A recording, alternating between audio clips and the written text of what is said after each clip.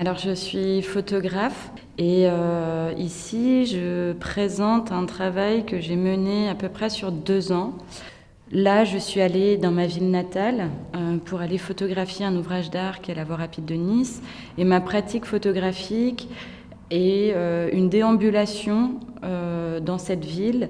Je me suis intéressée à la Voie rapide de Nice parce que ça me semblait être un ouvrage qui était assez représentatif de ces planifications étatiques, on va dire, des années 60. Donc c'est comme un périphérique, sauf qu'il est en plein centre de la ville, comme il y en a eu dans plein d'autres villes à cette période-là. Et il a la particularité d'être aérien. Et ça m'a toujours fascinée et en même temps repoussé cet ouvrage. En tout cas, ça m'a beaucoup interrogée. C'est une forme d'archéologie du présent. Et au départ, c'était plutôt une documentation qui a dévié vers une enquête.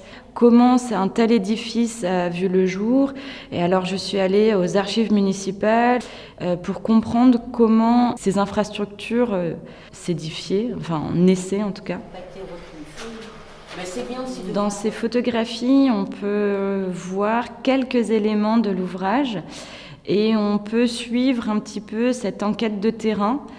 Derrière moi, on peut aussi voir la sculpture Toboggan, qui est extraite directement de mes photographies, mais aussi des plans de la ville. Et c'est une sculpture, on va dire, simplifiée de l'ouvrage réel, et ça n'est pas une maquette.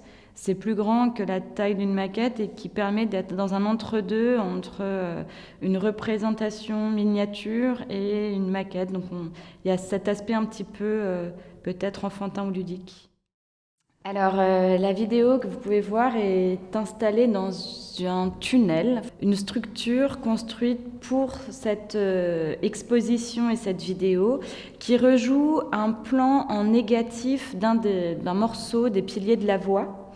Et cette vidéo, c'est une coureuse professionnelle qui est blessée et qu'on suit sur l'ouvrage, sur la Voie rapide de Nice. Cette vidéo propose des paysages qui habituellement sont contraints par l'habitacle de la voiture et sur lequel on ne s'arrête pas, on ne fait que passer. Et généralement la nuit, on voit bien moins aussi ce paysage. Donc voilà, c'est aussi proposer aux usagers, mais pas que, un autre paysage depuis cette voie rapide. La sculpture qui s'appelle Le Gardien, c'est une œuvre que j'ai réalisée après échange avec une entreprise familiale qui s'appelle Poulain et Fils. Je travaille plutôt la photographie et quand je veux passer à la sculpture, j'échange avec des entreprises pour comprendre leur fabrication, l'usinage. Et après dialogue, on va décider ensemble de comment, on va dire, détourner une pièce pour en fabriquer une sculpture qui soit extraite aussi dans les photos que vous pouvez voir dans l'exposition.